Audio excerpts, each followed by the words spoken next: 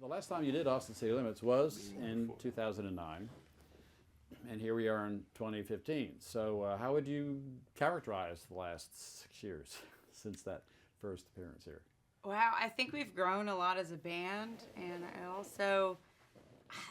I love this show so much since I've watched it since I was a kid, and I feel it was such an honor to do that the first time that we did it, we all felt the same way, and I felt like we sort of psyched ourselves out, and after we played that set, we were like, oh my God, we blew it. And it turned out fine, but I felt so grateful to come back and, like, at this point in this stage in the band, and after touring for so many years, just coming back and doing what we do and not... We really hadn't played that much together at that point. Yeah. I mean, compared to now, I feel like we're a lot more we we're a lot more probably have pro gear. 6 years and probably, God knows, 500 shows or something like that under our belt since that first taping. So That it's in really, itself makes a huge difference. Yeah. it's like muscle memory, and like the fear and and being in a new environment is not quite so daunting because we have this combined experience that we can all call on. You know, it's like we've done so many shows, we know each other so well. It's much easier, and we've been through a lot. I grew up watching this television show. My folks had a black and white TV that lived in the closet, and on Saturday nights it would come out. Were you in the closet and with it? No, at least, or I don't remember it if I was. On Saturday nights it would come out, and there were 3 shows: Austin City Limits, and Hee Haw, and The Muppet Show, that I was allowed to watch. And so first time being on stage a couple of years ago, thinking about watching Merle Haggard in the late 1970s and being asked to play the pedal steel guitar when I was a new pedal steel guitar player and had no chops whatsoever, and had to walk into ACL and sit down and be like, okay, it's your job, just go ahead and get it done. I was horrified. I was horrified.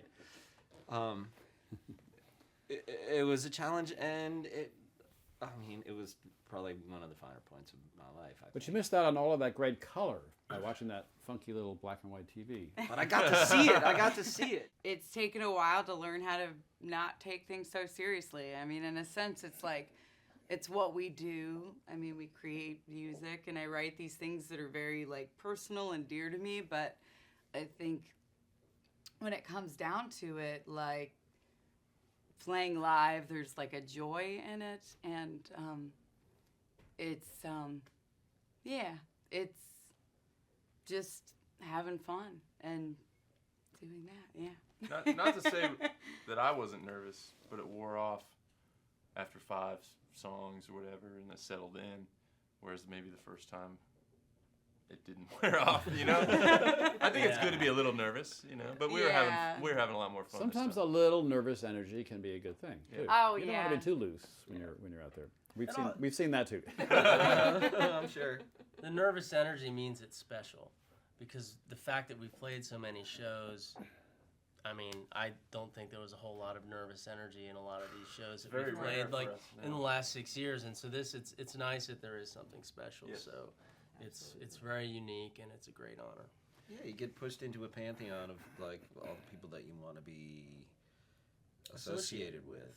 Yeah, it's like, I find, like, talk shows or, like, Letterman or something, it's an honor to do any of that, but ACL, there's only so many tapings per year. From knowing you and you for a really long time, that we all kind of crawled out, we all came out of the tradition of, like, brash, energetic garage rock music, like all the Guided by Voices stuff that happened in Dayton, and I was very much into, like, the punk blues scene and being involved in the Detroit revival when it was going on and stuff like that, and all that stuff is based upon all the history of American recorded music in every way, you know, and we were just young and energetic and maybe not quite as skilled at the time, Well, except for him, he was probably just Yeah, great, it was great really when he was skilled. born. It's actually going down now. He's getting lazier. But the rest of us are getting our technique together a little bit, and we're able to like focus and carve out things that we may not have been able to make happen, but we imagined all through time or whatever. I don't know. Yeah, and I think it's another strength with having that much time and having played with these guys who I love playing with and are so great. I know what they're going to do. I'm totally secure in what they're going to do.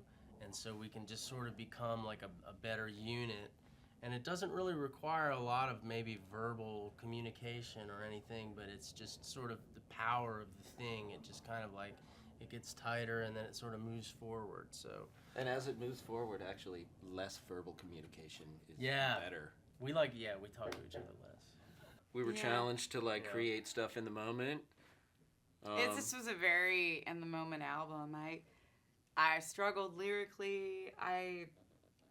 Even some of the lyrics we did later on at John Congleton's studio in Dallas, and I would write the lyrics at the hotel and then drive over and record them, and then we would mix them right then. And I have to say, I felt very vulnerable. It was like I usually like a lot of time to digest like what I'm putting out there to the world, but it was very in the moment. There was this very free feeling in doing that also, and just sort of writing what you feel and just letting go. And we all took some time away once we mixed it, and we had to sort of realize what had happened. We had to look back on it and be like, oh, that's what happened, because it was intense and it was fast. Yeah. And then it was done and it was over. But it's definitely a snapshot of a certain moment in time for us all musically.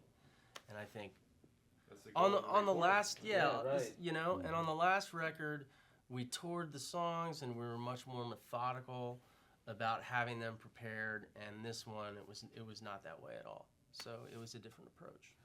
I would probably attribute moving to Texas to a lot of my country influence. I never listened to country growing up, and I think just discovering new things. I mean, it was that way for me with punk rock or garage rock when I was younger, and then I moved to Texas, and like I had never heard of Doug Sahm, and oh my God, he's one of my favorite artists ever, and I just I really think that Texas has contributed to a lot of my country influence, and just driving out in those wide open spaces, it's heading out to Marfa, and it's just just the big sky and the wide open spaces and the geography has a huge impact and always has, not just on country music, but blues. Texas blues is different from blues from anywhere else, of course. One interesting thing that I always saw in your songwriting before having moved here and making the switch that likens itself a little bit to country music is you've always written first-person perspective.